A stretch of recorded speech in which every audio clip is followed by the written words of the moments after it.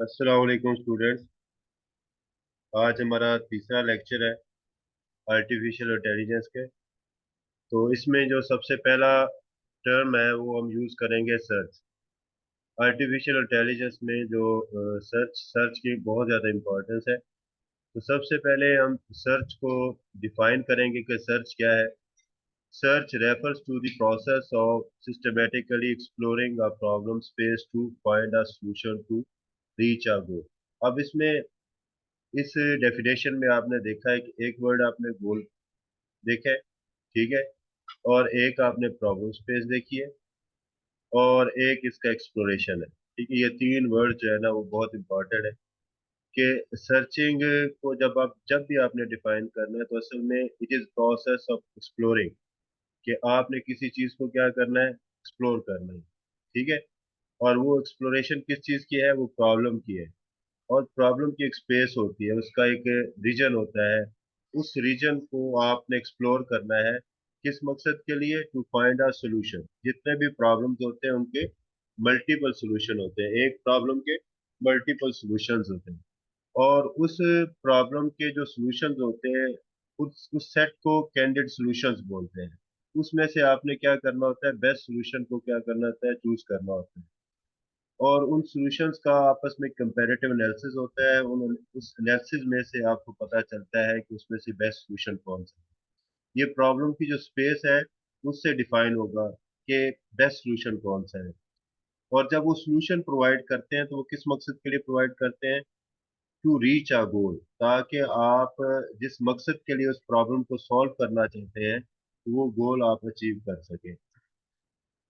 This concept is fundamental in AI because many problems in AI can be formulated as searching as a sequence of action or states that satisfy a certain condition.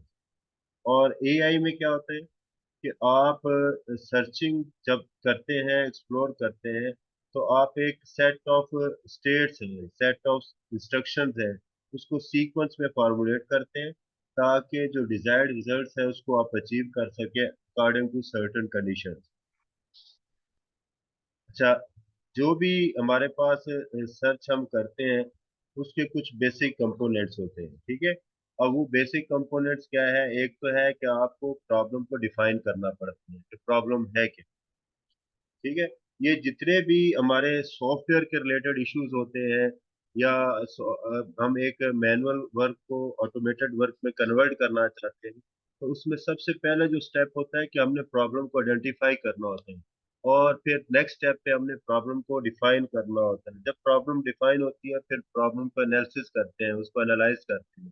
तो ये एक तीन steps का एक group है। इस group को हम प्रॉब्लम फॉर्मुलेशन बोलते हैं। इसमें क्या होता है कि सबसे पहले आपने प्रॉब्लम को डिफाइन करना है आफ्टर आइडेंटिफिकेशन। तो जैसे कोई पेशेंट होता है वो डॉक्टर के पास जाता है, तो डॉक्टर क्या करता है, उस प्रॉब्लम को आइडेंटिफाई करता है, नेक्स्ट स्टेज के ऊपर वो क्या करता है, प्रॉब्लम को डिफाइन कर देता है।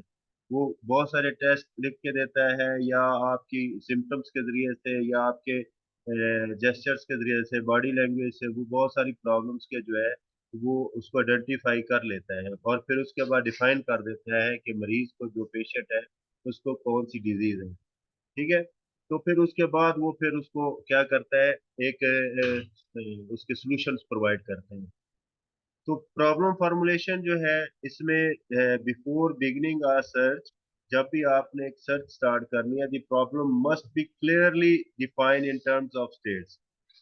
तो प्रॉब्लम को आपने स्टेट्स की सूरत में लाजमी डिफाइन करना है, एक्शंस की सूरत में डिफाइन करना है, उसके इनिशियल स्टेट की सूरत में डिफाइन करना है, गोल टेस्ट की सूरत में डिफाइन करना है, और पॉसिबली अदर कॉन्स्टेंट्स है जो उस प्रॉब्लम के जरिए से हमें आ रही होती है। उसमें उसकी कॉस्ट एसोसिएशन भी है, ट्रांजिशन है बिटवीन स्टेट्स, उसको भी आपने डिफाइन करना है।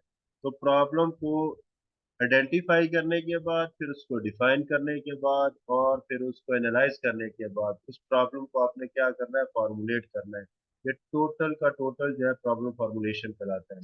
स्टेट स्पेस क्या होती है कि एक प्रॉब्लम की इनिशियल स्टेट से जब वो फाइनल स्टेट में या दूसरी स्टेट में जाता है, उस दौरान का जो ड्यूरेशन है वो उसका प्रॉब्लम स्पेस कहलाता है, उसकी स्टेट स्पेस कहलाती है। The state space is the set of all possible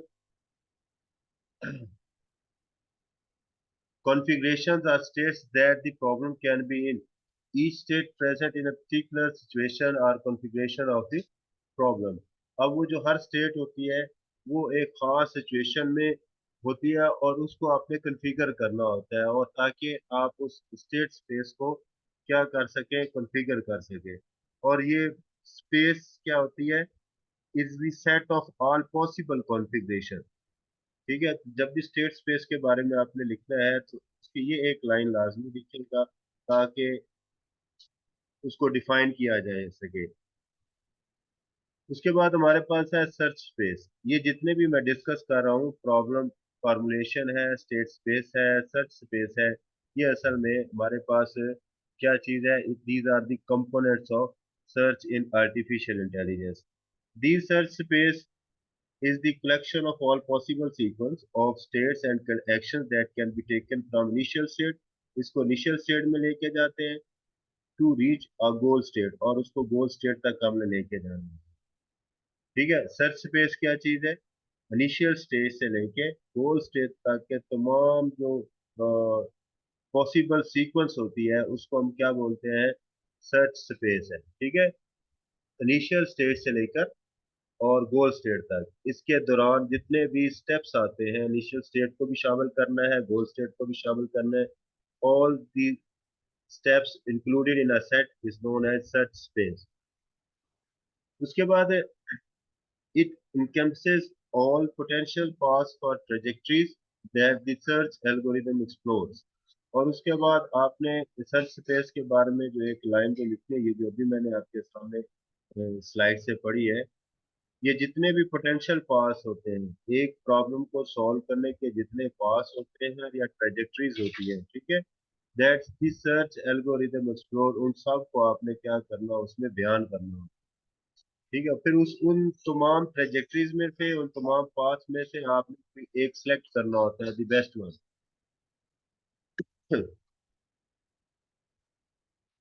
इसके बाद नेक्स्ट हमारा जो कंपोनेंट है, search algorithms. These are the systematic methods used to explore the search space to find a solution or reach goal state। ठीक है, ये वो step by step process है जिसमें हम क्या करते हैं, अपने इनिशियल स्टेट से फाइनल स्टेट तक जाते हैं, जिसको गोल स्टेट भी बोलते हैं।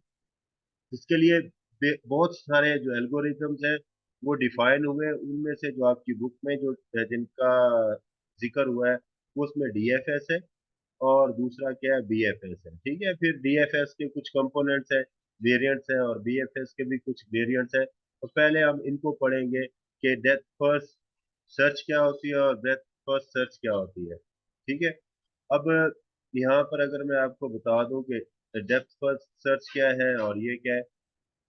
Depth first search and breadth first search are two fundamental search algorithms used in AI and computer science for exploring and traversing graphs or state of space। इसमें जो ये वर्ड होता है traversing, ये असल में एक्सप्लोरिंग के मीनिंग में आ रहा होता है। ठीक है, आपने डेटा स्ट्रक्चर पढ़ी होगी, डेटा स्ट्रक्चर में आपको डिफरेंट नोड्स होते हैं। नोड तो वैसे तो आपने शो करना होता है सर्कल में, लेकिन चले मैं यहाँ पर नोड को रेक्टेंगुलर में शो करता हूँ। ये हमारे पास नोड्स है, ट्री की सूरत के अंदर है। एक नोड के मल्टीपल नोड्स हो सकते हैं, ठीक है, सब नोड्स हो सकते हैं, लेकिन यहाँ पर मैं सिर्फ दो दो बनाऊंगा, आपको पता चलेगा इसमें। ठीक है, इसके फिर आगे मैं दो नोड्स बना देता हूँ।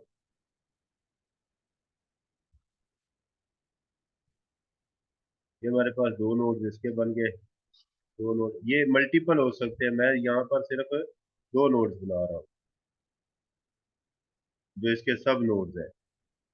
तो इसको जब डेप्थ फर्स्ट में क्या होता है कि सबसे पहले ये सर्च करते हुए यहाँ पर आएंगे और उसके बाद हमारे पास यहाँ पर दो पास है। ठीक है, यहाँ पर हमारे पास जब यहाँ से स्टार्ट कर इनिशियल स्टेट से स्टार्ट करेंगे तो हमारे पास आगे दो पास है, ये और ये, देखिए।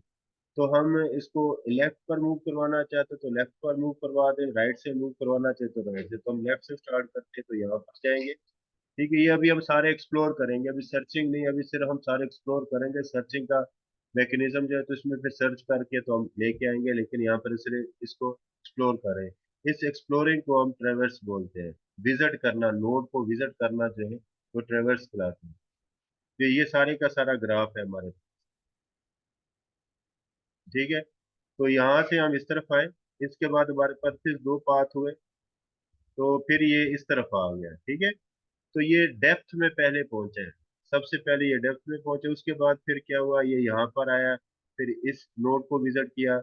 ठीक है, इस विजिट करने इसका कंटेंट को उसने अपने पास रखा या इसको ट्रेवर्स किया, विजिट किया, फिर वापस आया, फिर यहाँ पर वापस आया, फिर इधर, फिर इसके पास दो पाथ है, तो लेफ्ट साइड पे चूंकि हमने मूव करवाना था तो ये लेफ्ट साइड पे मूव हुआ, ये वापस इसकी तरफ आया, फिर इस तरफ आया। तो ये जो है ना, डेप्थ का पहले सर्च करते हैं, इसलिए इसको डेप्थ फर्स्ट सर्च एल्गोरिदम बोलते हैं। ये फिर मैथमेटिकली या एल्गोरिदम के ऊपर जो आगे हम पढ़ेंगे इसको, तो इसमें ये सारा है, ये फिर ओवरव्यू आपको मैं दे रहा हूँ ताकि आपको डेप्थ फर्स्ट सर्च जो है इसकी टेक्निक का पता चल जाए। ठीक है, और जो दूसरी है ब्रेथ फर्स्ट सर्च, इसमें जो होता है नेबरिंग को उसने देखना होता है कि यहाँ पर आए और इसने देखा इसके नेबर में ना लेफ्ट साइड पे है उसके और ना उसके राइट साइड पर है। ठीक है, तो फिर ये नीचे आया, यहाँ पर इसने इसको लेफ्ट देखा और राइट देखा, तो इसके राइट साइड पर कोई नहीं है, इसके लेफ्ट साइड पर मौजूद है। ठीक है, तो उसने इसके बाद इसको विजिट किया, फिर उसके बाद ये नीचे आया यहाँ पर।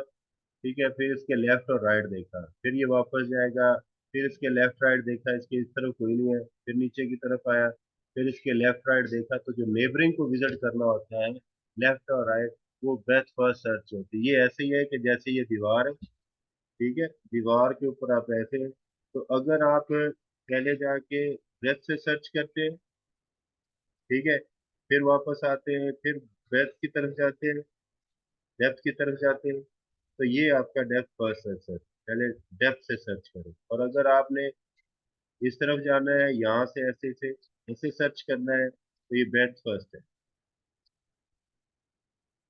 अच्छा, अभी सर्चिंग एल्गोरिथम्स के बारे में मैंने आपको एक ओवरव्यू दिया है। अभी अभी डिटेल के साथ हम नेक्स्ट स्लाइड्स के अंदर पढ़ेंगे, और ये पेपर में भी अक्सर आते हैं।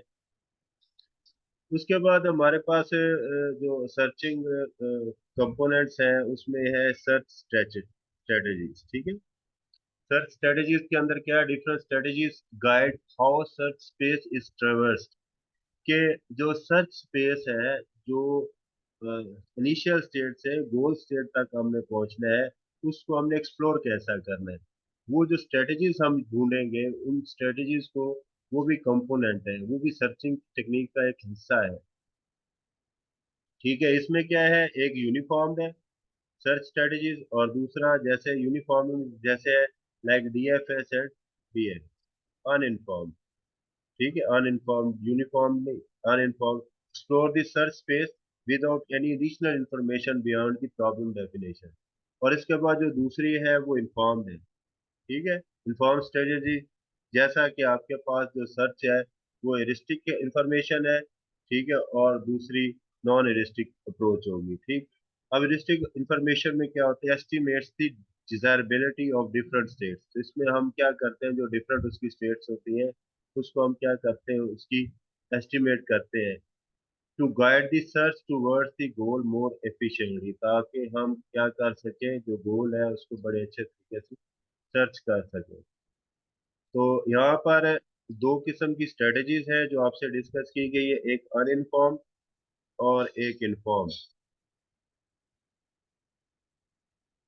ठीक है, अनइनफॉर्म्ड में जो है, जैसे अभी आप पे डीएफएस है और बीएफएस है अनइनफॉर्म्ड में, और जो इन्फॉर्म्ड के अंदर है वो सर्चिंग जो स्ट्रेटजीज है उनमें से एक ह्यूरिस्टिक इंफॉर्मेशन है। ठीक है, फिर गोल टेस्ट है कि जब आपने वो सर्च कर लिया है उसके बाद उसको सर्च कर उसको टेस्ट करना है, वेरिफिकेशन करा है, तो इसको वैलिडेशन भी बोलते हैं दूसरे लफ्जों में। वेरिफिकेशन और वैलिडेशन में जब आप सॉफ्टवेयर इंजीनियरिंग पढ़ेंगे तो उसमें काफ़ी फर्क है, लेकिन इंग्लिश के वर्ड्स के हिसाब से इनमें कोई इतना खास फर्क नहीं। लेकिन जब आप बड़ी जो सॉफ्टवेयर इंजीनियरिंग पढ़ेंगे तो उसमें वेरिफिकेशन और वैलिडेशन दो डिफरेंट चीज़ें हैं। A goal test is a condition that determines whether the particular state is the solution to the problem। हमने ये चेक करना है कि जो हमारे पास स्टेट है, ये जो हमने हासिल किया है वो जो हमारी प्रॉब्लम है उसका सलूशन है या नहीं है, हमने टेस्ट करना है उसको। तो टेस्टिंग में या तो हम फेल होते हैं या पास होते हैं, तो असल में गोल टेस्ट को कंडीशन ही बोलते हैं, जैसे कंडीशन ट्रू होती है या फॉल्स होती है। It helps the search algorithm to identify when it has successful reached a goal state. तो ये हमें ये आइडेंटिफाई करके बताता है कि क्या हम गोल स्टेट तक पहुंचे कि नहीं पहुंचे। ये तो ना हो कि आप एक्सप्लोर ही करते रहे और आप गोल स्टेट तक पहुंचे ना। तो एल्गोरिदम जितने भी होते हैं उनकी एक करेक्टरिस्टिक ये भी होती है कि वो करेक्टरिस्टिक्स जो होते हैं उनके जो स्टेप्स होते हैं वो फाइनाइट होते हैं और वो डिजायर्ड सोल्यूशन को क्या करते हैं, वो रिटर्न करते हैं।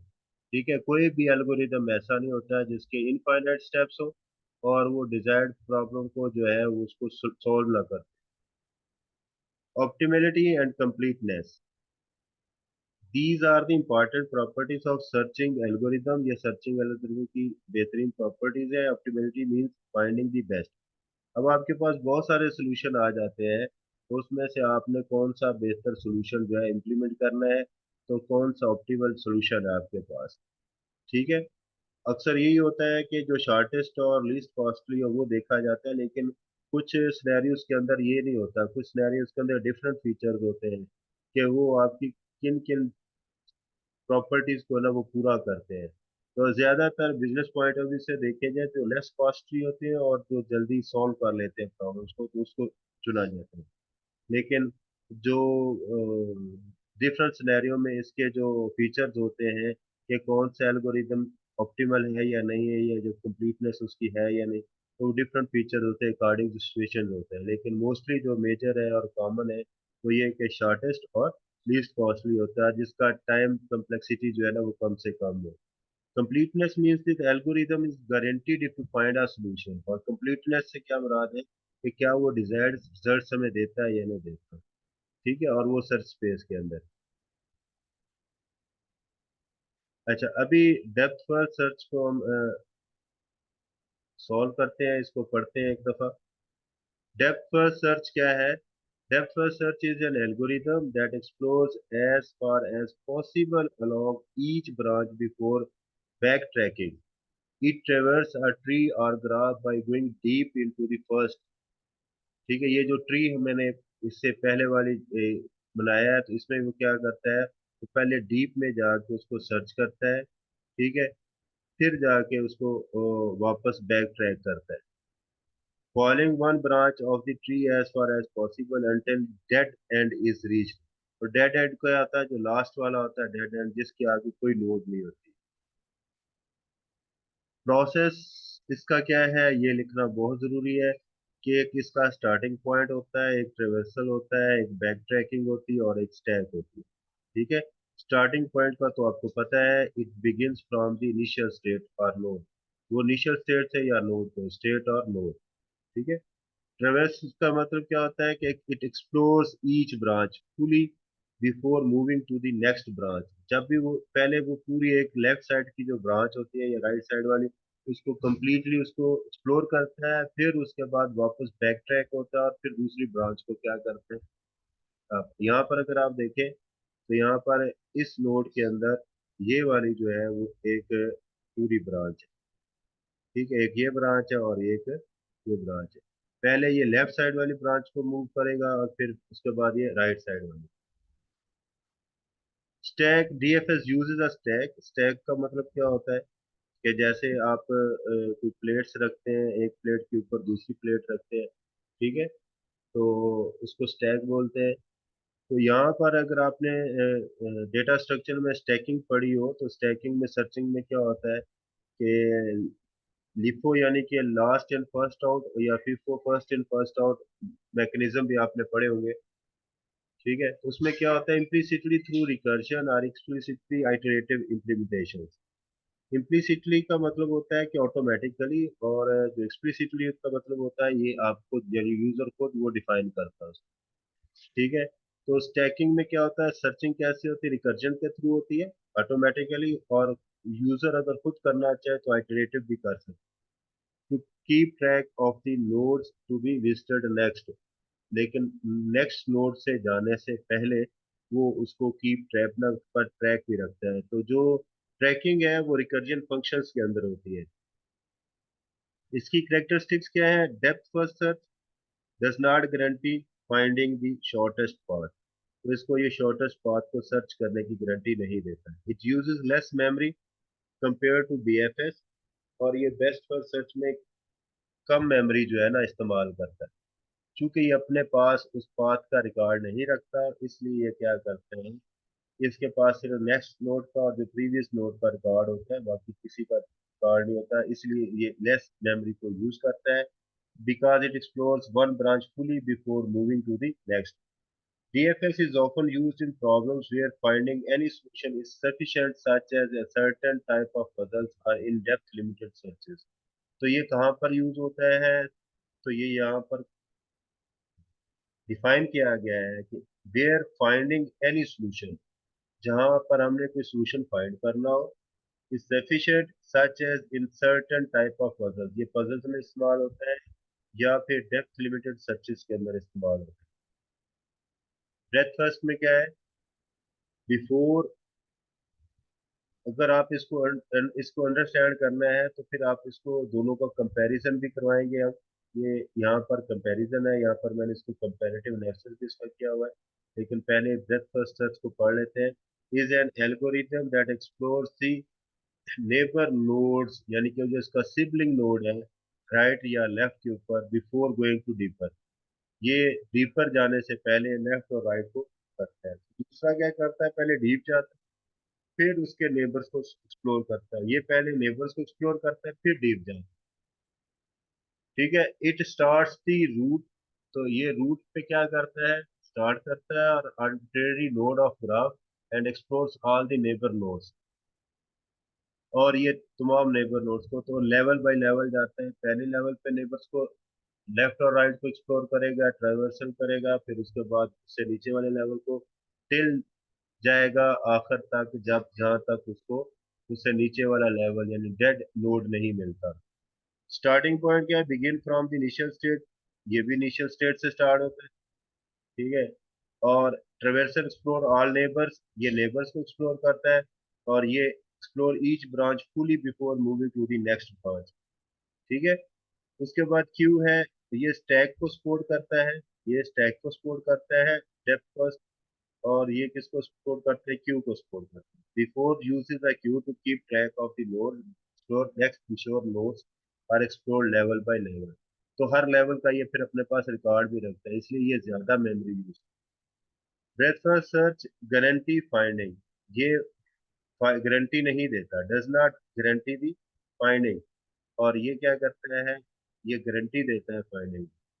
The shortest path to goal state in unweighted graph for tree, अगर वो अनवेटेड भी हो तब भी, वेटेड हो तब भी, ये ज्यादा बेहतर है उससे। लेकिन इसमें मेमोरी की कंजम्पशन ज्यादा है। It explores all possibilities at the current depth level before moving to the deeper levels. तो ये करंट लेवल को क्या करता है, एक्सप्लोर करता है डीपर लेवल जाने से पहले। जबकि ये क्या करता है कि ये पहले डीपर लेवल पे जाता है, उसके बाद जो नेबरिंग लेवल पे होता है। BF रिक्वायर्स मोर मेमोरी, इसको ज्यादा मेमोरी की जरूरत होती है than DFS depth first search, because it needs to keep track of all nodes at the current depth level. तो इसने जो करंट लेवल तमाम नोड्स का रिकॉर्ड रखा, और इसने तमाम नोड्स का रिकॉर्ड नहीं रखा जो डेप्थ फर्स्ट सर्च। तो ये बेटा आपने इसको अच्छे तरीके से याद करना है और इसका कंपैरेटिव एनालिसिस करना है। अच्छा, जितने भी आप BS करने के बाद जब भी कोई टेस्ट वगैरह देते हैं तो इसमें से ज्यादातर पूछा स्टैक्स के हवाले से, क्योंकि आप डेटा स्ट्रक्चर पढ़ चुके हैं, उसके अंदर आपने स्टैक भी पढ़ा, क्यू भी पढ़ा। ठीक है, आपने ट्रीज भी पढ़े, ग्राफ्स जिसको आप बोलते हैं वो पढ़े, उसकी सर्चिंग टेक्निक्स भी पढ़ी, सारी चीजें। तो ज्यादातर पेपर में ऐसे ही आती है। तो अगर मेमोरी यूजेज का देखें तो इसको बेशक टेबुलर फॉर्मेट में बना लें ऐसे। ये तो मैंने वैसे बनाया इसको टेबुलर फॉर्मेट में, कि यहाँ पे इसके 3 कॉलम बना दें ऐसे। और यहाँ पर फीचर लिखे। पहला फीचर कौन सा है, मेमोरी यूजेज, ये मेमोरी यूजेज है, तो यहाँ पे मेमोरी यूजेज लिख दें। यहाँ पे DFS लिख दें, डेप्थ फर्स्ट सर्च। ठीक है। और यहाँ पर आप DFS लिख दें, ब्रेथ फर्स्ट सर्च। इस ये मेमोरी कितनी कंज्यूम करती है, कम मेमोरी यूज करती है, और ब्रेथ फर्स्ट सर्च जो है ज्यादा मेमोरी यूज करती है। तो ये आपने यहाँ पे एक सेंटेंस ले देना। ठीक है, यहाँ पर भी तो इस तरह लिखेंगे तो ये ज्यादा अपीलिंग होगा, ज्यादा अट्रैक्टिव होगा। और कंप्लीटनेस क्या होती है कि जो डेप्थ फर्स्ट सर्च होता है ये गारंटी नहीं देता, और ये गारंटी देता है सर्च करने की, ठीक है। Both DFS and are complete algorithm, meaning they will find a solution if one exists given infinite time and space. No infinite depth pass in a finite state, तो इनफाइनाइट स्टेट्स नहीं होनी चाहिए। और उसके बाद ऑप्टिमली ऑप्टिमलिटी क्या होती है, BFS optimal to finding the shortest path in an unweighted graph और tree where DFS does not guarantee. तो DFS गारंटी नहीं देता, जबकि BFS जो है ना वो गारंटी देता है, जबकि BFS जो अनवेटेड ग्राफ है तब भी वो गारंटी दे देता है। और कंप्लीटनेस में ये दोनों कंप्लीट है, लेकिन इनफाइनाइट के लिए दोनों कंप्लीट नहीं है। ये आपने कंपैरेटिव एनालिसिस जो है ना अच्छे तरीके से याद करना है। ये टॉपिक मैं यहाँ पर खत्म करता हूँ, नेक्स्ट वीडियो उसमें फिर अगले टॉपिक्स क्लियर करता हूँ।